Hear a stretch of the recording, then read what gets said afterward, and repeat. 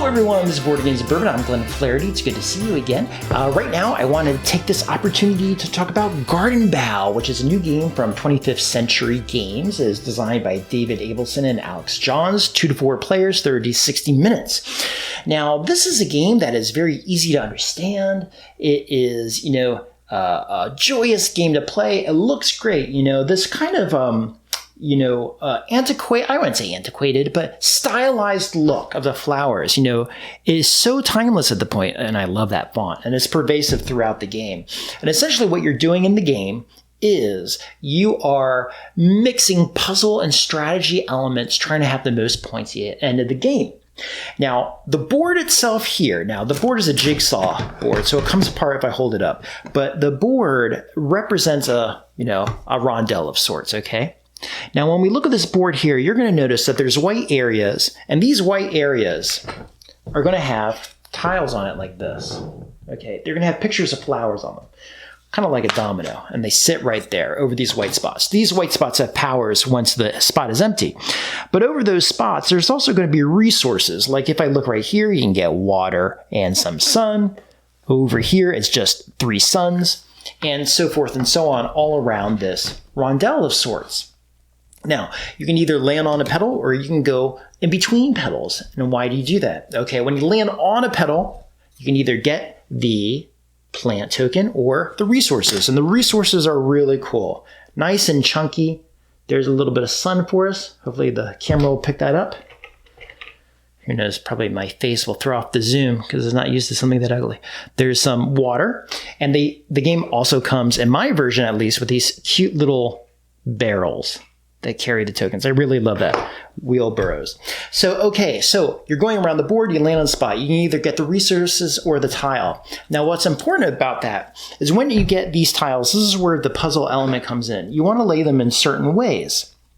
And the way to lay them down is not always obvious. So if I lay down 2 tiles like this, and let's say I had those 2 purple flowers on the top, what that does is it sets the foundation for me to get a scoring tile like this one here. I can go to a market and go in between the petals, and I can pay resources to get this, like this one here. Okay, this is a tile that's going to give me 6 points, and it's going to require 6 resources, 1 sun and 5 waters. Now, what I do is when I have my 2 seedling tokens, right? So there's 3 phases. Seedlings, then it gets a little bigger and you have a plant, and then it blooms and you have a flower. And the flower tiles are like end game scoring conditions.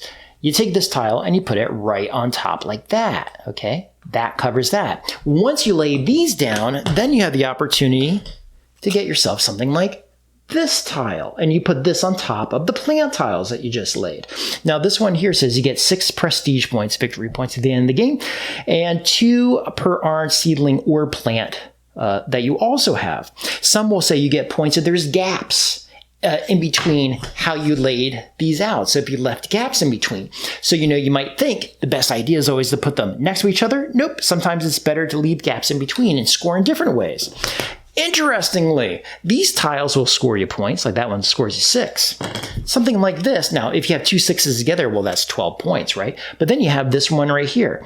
Why would you cover up 2 6-point tiles worth 12 with one 6-point tile? Well, that's because the potential to go even higher is there. Yes, you start at 6, but if you have 4 orange plants out there, well, that's another 8 points. And now you're actually ahead of the game. You have 14 points. So there's a lot of different interesting ways that these kind of play against each other. You have that puzzle aspect of how to lay your tile. You have the time aspect of when you want to put down resources or your plant or your flowering endgame scoring conditions. Sometimes the scoring condition you want won't be there. So it also pits short term against long term, not only for the plant tiles, okay, at every level, I should really say, but not only for the plant tiles, but also for the flowering tiles as well. Also for the seedlings, if you really think about it, because every time I go to a spot, I have to say to myself, okay, I'm running short on resources. Do I need the resources or the seedling tile? One against the other. Then you have to say, okay, do I want to not get anything, land in between, and do I want to get these plant tiles? Moreover, with the plant tiles, If you strike early and commit, which sometimes is scary, committing, they're less expensive. Now, you get less points at the end of the game for them. You get like 1 victory point per resource. But as you go deeper into the pile, the pile might run out on you if it's a color you need, but it also becomes more expensive. Payoff, you get more points, but you're waiting. Time is money in the game, okay? So did you strike early? Do you strike late? You also might want to strike early, even though it doesn't give you the best chances down the road, because you want to try to get one of these. But I'll tell you what, even that doesn't work sometimes to get these big scoring points, because I've laid out my boards and I thought I was being so clever, and I did not plan well. And by the time I wanted and was aiming for a very specific flower tile, it was gone, and I had to shift my strategy. So your strategy isn't set in stone. There's no perfect way to win. But I will tell you, every time I played the game, scores were pretty close. I think the last time I played, I want to say everyone was within 1 scoring tile of each other. There's no runaway winner. And the other great thing about multiplayer is sometimes you're blocking where someone else wants to go. My plan, the linchpin of my whole plan will come together if I can land right there and get my 3 waters. But Tommy went there. Okay, so anyway, just a lot of those moments. It was a lot of fun. Very easy to understand. Sits next to Ticket to Ride in a collection of games everyone will enjoy without any complication. There's not a big, thick rule book, but the game itself is thick. Oh my gosh, this game is so heavy.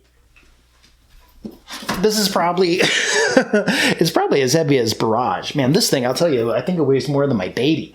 But once you punch it, then you have that beautiful game. Okay, so that's Gartenbau. If you're looking for a new game, I would say it's definitely mid-weight, heavier than Ticket to Ride. Would I say it's a 2.5 out of 10?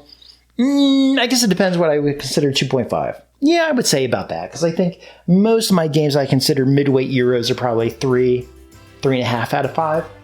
So I would call that 2.5 out of 5. Okay, well, if you have any specific questions about gameplay, I'm happy to answer those for you. And until next time, be well, take care, have fun gaming, and I'll talk to you soon. Bye.